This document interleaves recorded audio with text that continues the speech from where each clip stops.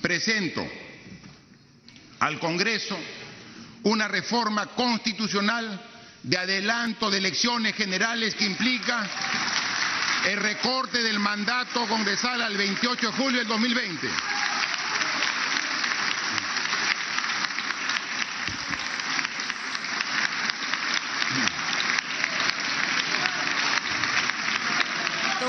Es la reforma constitucional que ha planteado el presidente de la República para adelanto de elecciones.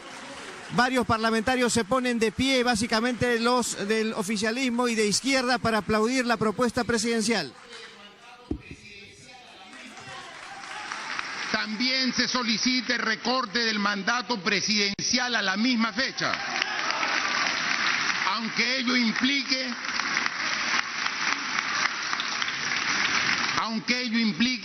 que todos nos tengamos que ir. Señores congresistas, el Perú primero. Recuperemos la confianza de la gente y demostrémosle al país que todos, sin importar banderas políticas, estamos unidos en la lucha contra la corrupción y podemos combatirla con firmeza y determinación. He decidido disolver constitucionalmente el Congreso y llamar a elecciones de congresistas de la República. Ahora solamente se va a ir el Congreso. ¿Qué pasó con la promesa de todos nos vamos? Entonces, y antes era la reforma política, y antes era la reforma judicial. Entonces, y la vamos abandonando en el camino. La reforma judicial no se ha concluido, la reforma política no se ha concluido. Y yo creo que para poder tener unas buenas elecciones, tenemos que concluir esas dos reformas. Gasoducto, señora. Mira lo que pasa en este acuerdo de diciembre. Cosas importantes. Odebrecht en default no puede pagar 3.500 millones de dólares que le están apretando a que pague y libera plata en el Perú. 3 días después. Con el gobierno peruano. ¿Qué dije yo en ese momento? Este es el precio, dije, estos 4.500 millones de dólares que habremos calculado, que es más, es el precio que le está pagando el gobierno peruano para destruir a la oposición. Eso es lo que yo dije en ese momento. Y me quejé por Chaglia y me quejé por Gasoducto. Y vamos a Gasoducto. Gasoducto efectivamente es el proyecto más caro de la historia, como tú lo has señalado, como usted lo ha señalado. Hablamos de 7.328 millones de dólares, pero en realidad esto va a más de 8.000. Más de 8.000 porque estamos pagando mantenimiento anualmente. Hay una empresa, la empresa Mott MacDonald, que desde abril del año pasado está contratada por el gobierno para que le diga qué cosa va a hacer con ese proyecto. Y hasta ahorita, ni con consultora, ni con Proinversión, ni con el Ministerio de Energía, nadie sabe qué va a pasar con ese proyecto. En este proyecto, como usted misma decía al inicio, es importante ¿por qué? ¿Por qué dicen, por qué nos mienten cuando afirman que más adelante, si se descubre, entonces se incluirá? No, pues aquí hay. Aquí ese proyecto, hay una anotación en el celular de Marcelito. Más allá de la anotación que hay ahí, en este proyecto ya hay acusación fiscal contra funcionarios de Proinversión. Ahí está Edgar Ramírez Cadenillas y Claudia Jocama Cuave, que ya tienen acusación fiscal. Milagros, ¿hay necesidad de ver más para decir que acá hubo corrupción cuando tienes funcionarios con acusación fiscal? Claro, parada ahí y a punto de desaparecer. Además de eso, Gasoducto es el único proyecto que tiene cláusula anticorrupción. Eso, quiero que me explique qué pasa con esa cláusula. Tiene cláusula anticorrupción. Es una cláusula que dice que si se hubieran cometido actos de corrupción en alguna etapa de este proyecto, entonces se anula de pleno derecho el contrato y la empresa tiene que resarcir todos los daños. Entonces, si descubren la aceitada en el gasoducto, ¿quién pierde? Odebrecht. Entonces, ¿se van a declarar culpables para perder en un proyecto de 8.000 millones de dólares? Pero ellos son fiscales y hay anotaciones. Muy bien. O sea, entonces, ¿por qué rayos no están investigando el gasoducto? Es más lo que me han contado, señora Bartra, sí, porque, bueno, ya, en fin, que Castro había encaminado la investigación del gasoducto y que, bueno, cuando se truncó y cuando lo cambiaron, todo se lo dejaron al equipo de Vela. ¿Y por qué ahora Vela sale ayer en RPP y dice, bueno, si surgieran nuevos indicios, vamos a investigar? Oigan, fiscal Rafael Vela, por Dios, ya no nos vea la cara, ¿no?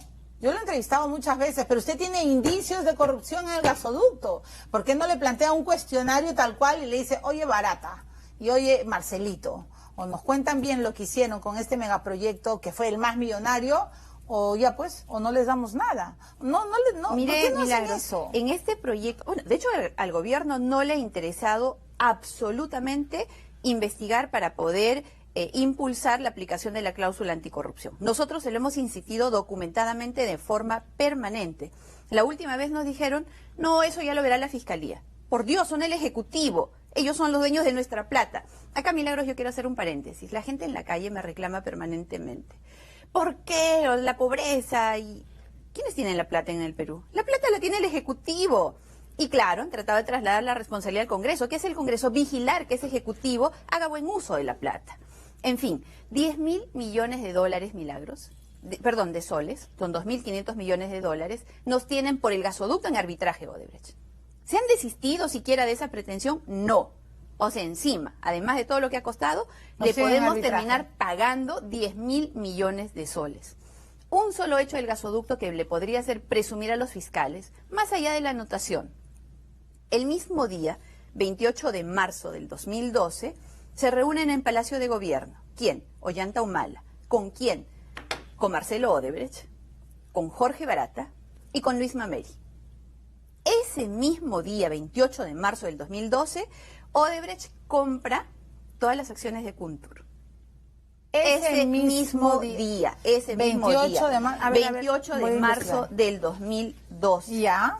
Se reúnen los tres funcionarios más importantes, jefes y operadores de Odebrecht, con el presidente de la República. Ese mismo día, Odebrecht compra las acciones de Kuntur. ¿Y qué? Entonces, y nos quieren hacer creer que en gasoducto no hubo nada raro. Absolutamente nada. Por eso es lo que me embronca. Como le digo, hay acusación fiscal. Hay estas anotaciones que usted ha revelado el día de hoy. Y además hay documentos fiscales, señora Bartra, donde ellos hablan de estas anotaciones. Y es el único proyecto que tiene cláusula anticorrupción. Y como usted dice, cuando hace su llamada telefónica, aló, Premier, aló, presidente Vizcarra, aló, fiscales. El informe está ahí, estos documentos están allí. No nos hagan creer que estamos nosotros oponiéndonos porque hay una gran verdad que nos puede perjudicar y que tememos que sea develada. Falso. Si todo eso se pone en consideración luego de la Fiscalía y la Fiscalía cree que hay elementos, puede abrir una investigación, pero tendría que esperar a que termine el periodo presidencial. Para el destacado penalista Carlos Caro, el Ministerio Público ha tenido dos líneas distintas de investigación que han provocado una contradicción. Pero es algo curioso, porque por un lado el fiscal de la Nación ha archivado el caso contra Vizcarra, que era el ministro que ordena la firma de la adenda, pero ahora la Fiscalía Provincial, a nivel inferior, está siguiendo el caso contra la señora Fiorella Molinelli, que era la viceministra, y que no firmó por cuenta propia, firmó por orden del hoy presidente de la República. Entonces ahí se está produciendo una suerte de contradicción, ¿no? La ex viceministra Fiorella Molinelli es ahora investigada como autora de las presuntas irregularidades junto a otros 7 exfuncionarios y 5 personas vinculadas al consorcio Kuntur-Huasi. Se supone que la Contraloría está bien. Entonces, para nosotros lo ideal sería que diga, hemos revisado todo y está todo bien. Eso sería lo ideal. Pero quizás de una Contraloría diga, oye, la razón de ser la Contraloría es encontrar observaciones. Entonces, si no encontramos nada, entonces, que diga, pues, vamos a estudiar algo. Pero algo que diga, esto de acá, sí, y lo superamos de esta forma, ¿no? O sea, por decir, oye, seguimos pensando que a pesar que está garantizado el adelanto, que está eso, no sé cuánto, creemos que no es conveniente, por decirlo, ¿no? Pero después, primero hay que ponernos de acuerdo, ¿no? Y decimos, ok, estamos de acuerdo, o sea, punto por punto, ¿no? 28 millones, no, 80 millones de dólares más. La otra alternativa era cerrar financieramente, ellos no iban a tener la plata, ellos no la tienen. Mira, no digo que han cerrado con Goldman Sachs, han cerrado el contrato. Goldman Sachs ha hecho la adenda. ¿Quién hizo la adenda? ¿Quién hizo la adenda? Pero, ¿cómo una financiera va a hacer la adenda? ¿Quién hizo la adenda? Seguro ayer dijo que Goldman Sachs la presentó. ¿Quién hizo la adenda? La adenda, o sea, Goldman Sachs es el banco que financia... Ministro Vizcarra, ¿quién hizo la adenda? O sea, lo hace el Ministerio de Transporte. O sea, el Ministerio de Transporte se disparó en la cabeza. No, el Ministerio de Transporte es el que hace la adenda. Se disparó en la cabeza. A ver, nosotros no somos abogados del Estado peruano porque somos fiscales que investigamos la Comisión de Delitos en el Perú. ¿Eso lo puso usted el acuerdo o también lo sumó la jueza? No, la Procuraduría Pública también. ¿no? Vale. Es más, en honor a la verdad, esa fue una cláusula que trabajó específicamente el procurador Jorge Ramírez. Así que sí hubo una cautela específica. Ahora, lo que la defensa jurídica del Estado nos solicite, planifique o haga, está a disposición en todo sentido. A ver. Me está diciendo que el Ministerio de Justicia y el Ministerio de Energía y Minas le ha pedido esa acta para poder... No nos han pedido nada, más bien, eso es lo que estoy diciendo. No, por eso le estoy diciendo, no les han pedido nada. No nos han pedido nada. O sea, no hay ningún interés del Estado peruano en defenderse en el CIADI. Mire, yo no puedo comentar sobre la estrategia de defensa del Estado. No puede comentar, pero sí me puede dar un hecho. Objetivamente no le han pedido nada. No nos han pedido nada, así es. Que se alucina.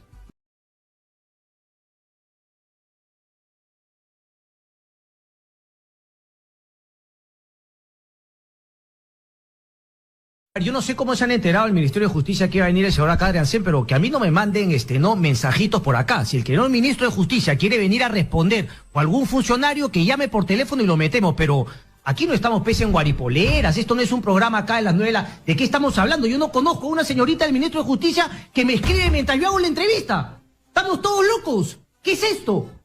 Si el señor Ministro de Justicia quiere responderle al señor Arancén o quiere responder a la denuncia, llama por teléfono. Pero aquí no estamos para hacer guaripoleras de nadie.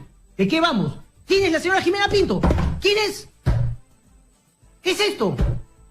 Mecanismo de las dictaduras que lo único que pretenden hacer es presionar, no solo privar derechos fundamentales. Dictaduras, pues estamos rodeados de idiotas que trabajan y se han confundido completamente de sus labores.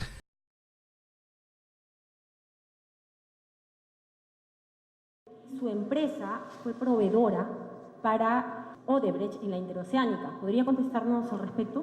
Y respecto de... No, en absoluto. En absoluto es falsa esa información. Peligrosas imprecisiones. Y respecto de... No, en absoluto. En absoluto es falsa esa información. Confusiones que podrían provocar sospechas. En absoluto es falsa esa información. La empresa de Martín Vizcarra, el presidente de la República, sí aparece como proveedora de la Interoceánica Sur, otra de las obras consorciadas de Odebrecht. No, en absoluto. En absoluto. Proveedora para Irsa Sur, tal como lo demuestra un documento obtenido en exclusiva por Panorama. Esta es la lista de compras de Conirsa, el consorcio que construyó la Interoceánica Sur. En esta lista aparece la empresa del presidente de la República. Uno de los proveedores de este consorcio fue CIM Vizcarra SAC Ingenieros Contratistas, la empresa constructora del mandatario peruano. Conirsa es el consorcio que construyó la ampliamente conocida Interoceánica Sur, tramos 2 y 3.